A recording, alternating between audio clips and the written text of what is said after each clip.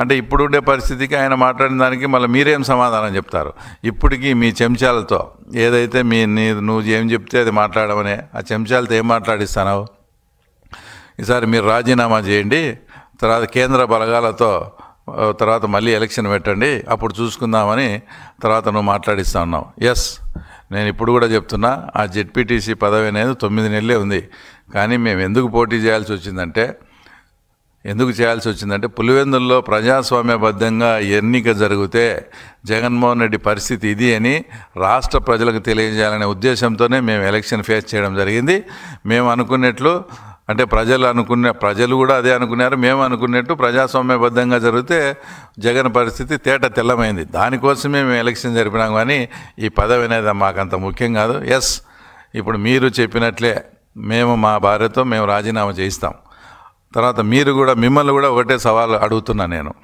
ఏదైతే పులివెందుల ప్రజలు నిన్ను ఎమ్మెల్యేగా గెలిపిస్తే ఇంతవరకు అసెంబ్లీకి రాలే, పులివెందుల సమస్యలు ఏమీ పట్టించుకోలే. అట్టేటప్పుడు నీకు ఎమ్మెల్యే పదవి కూడా నువ్వు అనర్హత.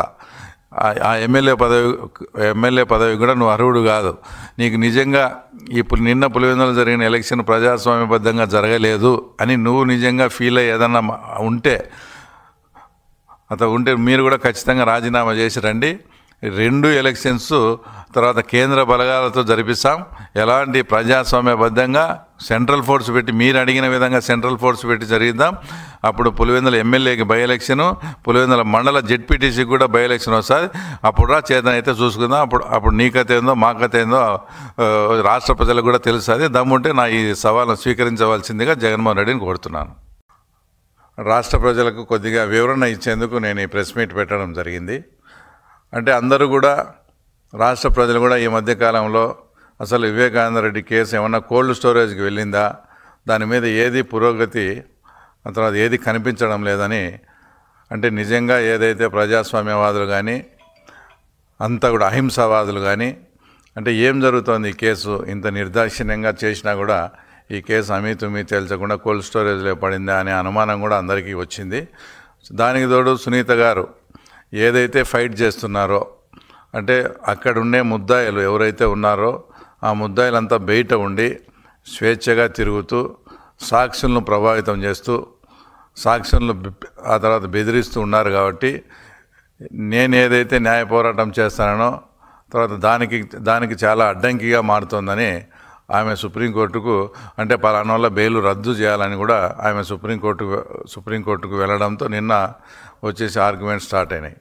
ఆ ఆర్గ్యుమెంట్స్లో వచ్చేసి ప్రధానంగా అంటే సిద్ధార్థ లూత్రా గారు అంటే సునీత తరపు న్యాయవాది గారు ఆర్గ్యుమెంట్ చేసిన విధానం ఏంటంటే సుప్రీంకోర్టు గైడ్లైన్స్ ప్రకారము మీరు ఒక కాల పరిమితి విధించారు.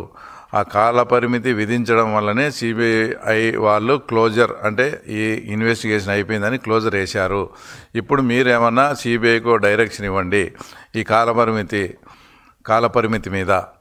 అప్పుడు ఆ డైరెక్షన్ ఇస్తే తప్ప ఇదే సిబిఐ వాళ్ళు అనేక సార్లు హైకోర్టుకు కానీ సుప్రీంకోర్టుకు కానీ చాలాసార్లు వచ్చేసి దీంట్లో లార్జర్ కాన్స్పిరసీ ఉంది, ఆ కాన్స్పిరసీ బయట పెట్టాలని అదే సిబిఐ వాళ్ళు అడిగినారు. కాబట్టి మీరు మళ్ళీ వాళ్ళకు రీఇన్వెస్టిగేషన్ అంటే ఈ ఇన్వెస్టిగేషన్ గడువు కొంచెం పెంచండి, అప్పుడు ఎలాబొరేటెడ్గా ఇన్వెస్టిగేషన్ చేసి దీంట్లో లార్జర్ కాన్స్పిరసీ అనేది ఏదైతే ఉందో అది తప్పకుండా బయటికి రావాలని తర్వాత సిద్ధార్థ లూత్రా గారు వాదించడం జరిగింది.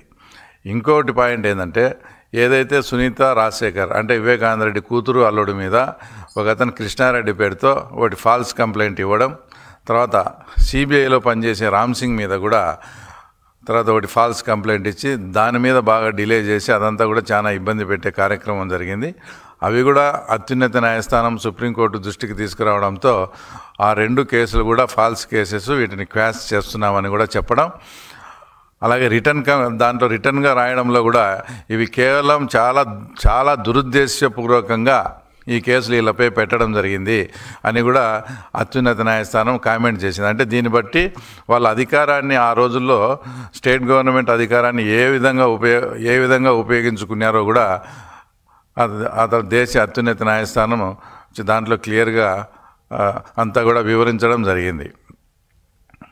తర్వాత ఏదైతే ముద్దాయిల తరపున ఉన్నారో వాళ్ళ డిఫెన్స్ లాయరు ఇప్పటికే ఒక్కొక్కరు 2 సంవత్సరాలు తర్వాత 3 సంవత్సరాలు లోపల ఉన్నారు. ఇంకా వాళ్ళ బెయిల్ రద్దయి ఇంకా లోపలికి చేస్తే మాకు ఇబ్బంది అవుతుందని ఆయన వాదించడంతో అప్పుడు వచ్చేసి సిబిఐ లాయర్ గారు కూడా, అంటే రాజు అని సిబిఐ లాయర్ గారు కూడా ఆయన ఆర్గ్యుమెంట్ చేస్తూ అసలు ఈ కేసు అనేది 2 సంవత్సరాలు ముద్దాయిలు 5 సంవత్సరాల కేసు కాదు. ఈ కేసును అప్పట్లో సాక్ష్యాలు నీట్గా తురిపేయడం కానీ, ఆ తర్వాత మొదటిగా దాని ఆత్మహత్యగా చిత్రీకరించడం కానీ, తర్వాత సాక్ష్యాలను చెరిపేయడం, తర్వాత కుట్లు వేయడం, ఇవన్నీ చూస్తే అసలు వీళ్ళకు 2 ఏళ్ళు 5 ఏళ్ళు కాదు, ఇది మరణశిక్ష వరకు పోయే కేసు ఇది. ఆయన చెప్పిన వర్డింగ్ అంటే మరణశిక్షకు కూడా ఈ ముద్దాయిలు అర్హులు అనేటువంటి ఒక ఘాటైన వ్యాఖ్యలు కూడా చేస్తూ వీళ్ళు 2 సంవత్సరాలు కాదు, ఆ తర్వాత ఇది 5 సంవత్సరాలు కాదు, అంటే వీళ్ళు మరణశిక్షకు కూడా అర్హులు అన్నట్టు ఆయన ఆర్గ్యుమెంట్ చేయడం. ఇదంతా విన్న తర్వాత సుప్రీంకోర్టు ధర్మాసనం వచ్చేసి అంటే ఇంతకు మీరు ఏం అడుగుతున్నారు, ఇప్పుడు మీరు ఏమైనా కస్టోడియల్ ఇన్వెస్టిగేషన్ అడుగుతున్నారా, అంటే ముద్దాయిలను లోపలే పెట్టి ఈ కేసు విచారణ జరపమంటారా తర్వాత అని ఫస్ట్ క్వశ్చన్ అడగడం. రెండోది, అలా ఒకవేళ ముద్దాయిలను లోపల పెట్టాల్సి వస్తే ఆ ముద్దాయిల పేర్లు ఇమ్మని కూడా అత్యున్నత న్యాయస్థానం అడగడం.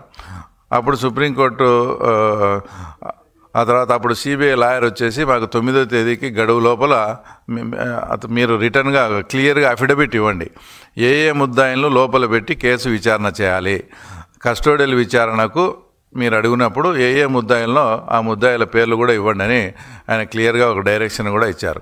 అంటే ఇవన్నీ కూడా సునీత గారు ఏదైతే ఒక పోరాటం చేస్తున్నారో ఆ పోరాటానికి ఒక స్టెప్ ముందుకు పోయినట్లు వచ్చేసి క్లియర్గా కూడా ఇదంతా కనిపిస్తుంది. దాంట్లో కూడా ఎవరైతే ఈ ముద్దాయిలుగా ఉన్నారో దేవిరెడ్డి శంకర్ రెడ్డి కానీ వాళ్ళ అబ్బాయి వచ్చేసి అక్కడ కడప జైల్లో దస్తగిరి ఉన్నప్పుడు అక్కడ పోయి ఆయన ప్రలోభానికి లొంగకపోతే భయపెట్టడం, ఆ ఇన్సిడెంట్ జరిగినప్పుడు నేను కూడా సహముద్దాయిగా అదే జైల్లో ఉండి తర్వాత నాతో కూడా స్టేట్మెంట్ తీసుకున్నారు. అంటే ఈ రకంగా వీళ్ళు సాక్షులను సాక్షులను భయపెడతారనే దానికి రెండో ఉదాహరణ వచ్చేసి ఈ మధ్యకాలంలో జెడ్పీటీసీ ఎలక్షన్ జరిగింది పులివెందుల్లో.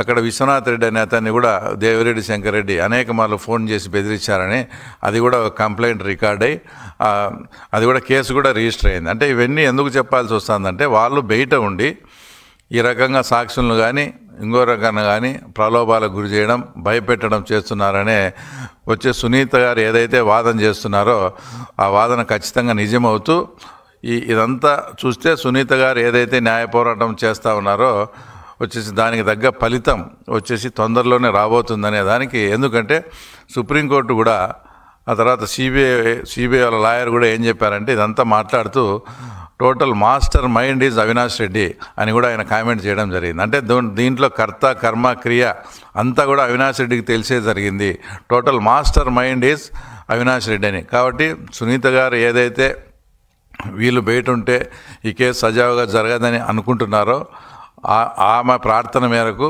సుప్రీంకోర్టు కూడా నిన్న జరిగిన దాన్ని బట్టి చూస్తే తప్పకుండా ఈ కేసులో చాలా ముందుకు పోయి సునీత గారు ఏదైతే అడుగుతున్నారో ఆమె పోరాటానికి న్యాయం జరుగుతుందని కూడా వచ్చి ఖచ్చితంగా ఆశిస్తూ, రెండోది ఈ మధ్యనే జరిగిన బై ఎలక్షన్ మాట్లాడితే 2024లో 11 సీట్లు వచ్చే దానికి కారణం ఈవీఎం అంటాడు. నిన్న జరిగిన దాంట్లో డిపాజిట్ కూడా రాలే పులివెందుల జెడ్పీటీసీ. డిపాజిట్ రాకుంటే దాంట్లో రిగ్గింగ్ అని ఇదని ఏవేవో కుంటి సాగులు చెప్తా ఉన్నాడు. ఎంత నీచానికి దిగజారినారంటే 5,000 10,000 అంటే పులివెందుల మండలంలో ఓటర్లను కాకుండా వేరే వాళ్ళకు డబ్బులు ఇచ్చి సాక్షివాడు 5,000 ఇచ్చేది, సాక్షివాడు మైకు పెట్టేది, ఆ రోజు నేను ఓటు వేయలేదని చెప్పించే కార్యక్రమం. అసలు అందులో అట్లా మాట్లాడించినప్పుడు ఒకటి క్లియర్గా ఒక వీడియోలో కనంపల్లి అనే గ్రామంలో ఇట్లా జరిగిందని మాట్లాడింది పులివెందుల మున్సిపాలిటీకి చెందిన ఓటర్స్. అంటే వాళ్ళు మొన్న జరిగిన ఎలక్షన్స్లో ఓటర్సే కారు, అది కూడా మేమంతా కూడా అది క్లియర్గా కూడా ప్రూఫ్ చేయడం కూడా జరిగింది. ఇట్లా ఇంత మాట్లాడేటప్పుడు ఆ రోజు పెద్దిరెడ్డి రామచంద్రారెడ్డి గారు కుప్పంలో జరిగిన తర్వాత ఆయన స్టేట్మెంట్ ఇచ్చి ఎన్నిక ఏదైనా కూడా గెలిపే అని ఆయన మాట్లాడినాడు మరి ఆ రోజు. అంటే